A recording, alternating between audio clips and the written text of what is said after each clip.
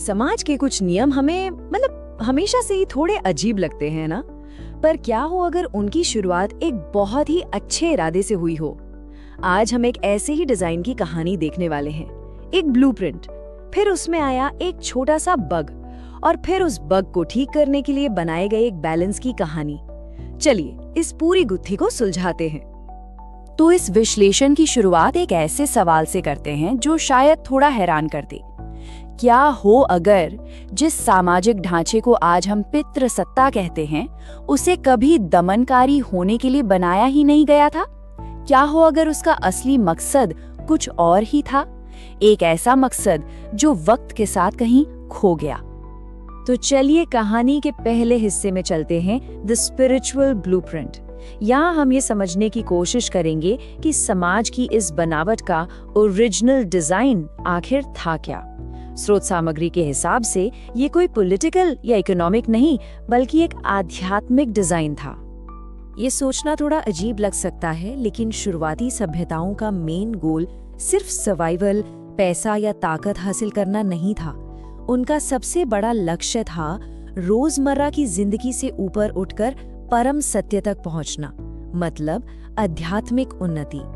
समाज की हर चीज, हर नियम इसी एक लक्ष्य के आसपास बनाया गया था।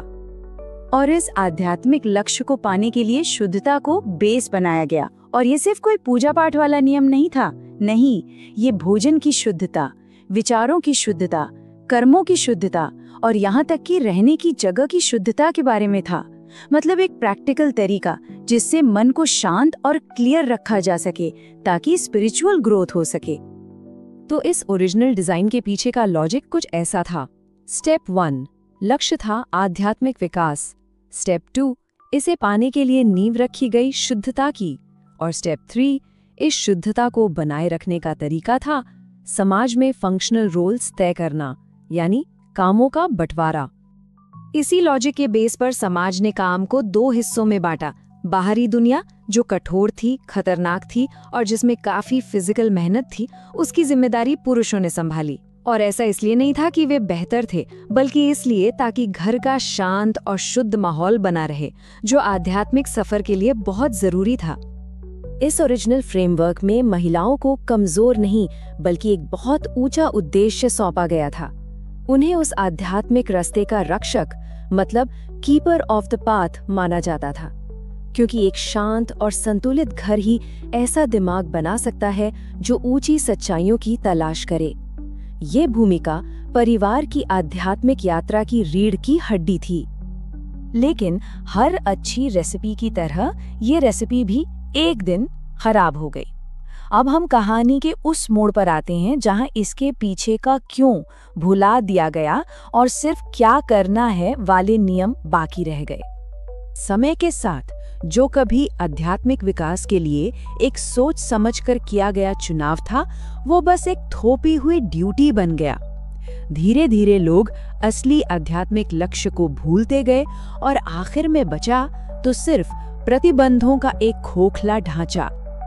और यही सिस्टम में वो बग आया जिसकी हम बात कर रहे थे। उस पूरी बनावट के पीछे का क्यों ही गायब हो गया, और बस यहीं से इसके गलत इस्तेमाल और इसे एक दमनकारी हथियार बनाने का रास्ता खुल गया। अब उस महान उद्देश्य की जगह बस एक कठोर नियम बचा था। जरा सोचिए, कहाँ एक इतना ऊंचा मकसद और कहाँ ये सख्त पाबंदी। यहीं से असली नुकसान होना शुरू हुआ, जब लोग ये मानने लगे कि महिलाओं को तो बनाया ही सिर्फ इन्हीं भूमिकाओं के लिए गया है। और यही इस पूरी गड़बड़ी का सार है। जब किसी रोल के पीछे का महान उद्देश्य खत्म हो जाता है, तो वो पवित्र नहीं रहता, वो बस एक बंधन, एक जुल्म बनकर रह जाता है। और आज के जमाने में जहां लाइफस्टाइल पूरी तरह बदल चुकी है, उन पुराने नियमों को थोपना सिर्फ फ्रस्ट्रेशन और असमानता ही पैदा करता है। जब सिस्टम इतना बिगड़ जाए, तो उसे ठीक करने के लिए एक जबरदस्त रिएक्शन की जरूरत होती है। इतिहास का वो ग्रेट करेक्शन था नारीवाद, यानी फेमिनिज्म का उदय। फेमिनिज्म का मूल विश्वास बहुत साफ था, महिलाओं को बराबरी का हक मिलना चाहिए। इसलिए नहीं कि उन पर कोई एहसान किया जा रहा है, नहीं, बल्कि इसलिए क्योंकि वे मानवता के विकास में बराबर की हिस्सेदार हैं। सिंपल।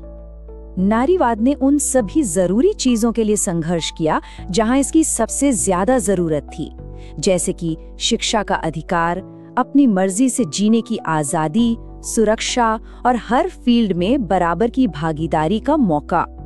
नारीवाद का तर्क बहुत सीधा और सरल था। भाई, कोई भी समाज तब तक पूरी तरह से तरक्की कर ही नहीं सकता जब तक उसकी आधी आबादी को आगे बढ़ने की पूरी आजादी ही न दी जाए। ये तो कॉमन सेंस है। लेकिन इतिहास हमें एक और चीज सिखाता है कि हर बड़े सुधार को आखिर में एक बैलेंस खोजना ही पड़ता है। तो अब हम कहानी के सबसे मुश्किल हिस्से में आते हैं, जब बराबरी की लड़ाई बदला लेने की होड़ में बदलने का खतरा पैदा हो जाए। और यहीं पर आज का सबसे बड़ा सवाल उठता है, क्या बराबरी की लड़ाई गलती से बदला लेने की होड़ में बदल सकती है? और अगर ऐसा हो सकता है तो असली और टिकाऊ बैलेंस मिलेगा कैसे? यहाँ पर सच्ची समानता और एक नए तरह के वर्चस्व के बीच का फर्क समझना बहुत जरूरी है। सच्ची समानता का लक्ष्य है सहयोग और एक दूसरे के लिए सम्मान, न कि ये साबित करने की दौड़ कि कौन बेहतर है या अब किसकी बारी है हावी होने की।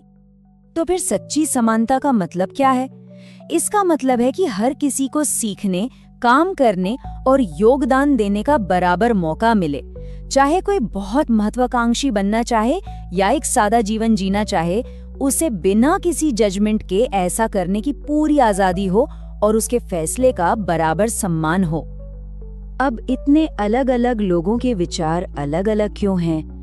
क्योंकि उन्होंने इन सिस्टम्स के अलग अलग रूपों को महसूस किया है। किसी के लिए परंपरा सुरक्षा थी तो किसी के लिए जुल्म, किसी के लिए नारीवाद आजादी है तो किसी और के लिए आक्रामकता। और सच तो ये है कि ये सभी अनुभव अपनी अपनी जगह सही हैं। तो इस पूरी कहानी का सार क्या है? अब हम बात करेंगे एक ऐसे लक्ष्य की जो अतीत के झगड़ों से आगे देखकर भविष्य के को-क्रिएशन यानी सह निर्माण पर ध्यान देता है। तो आगे क्या?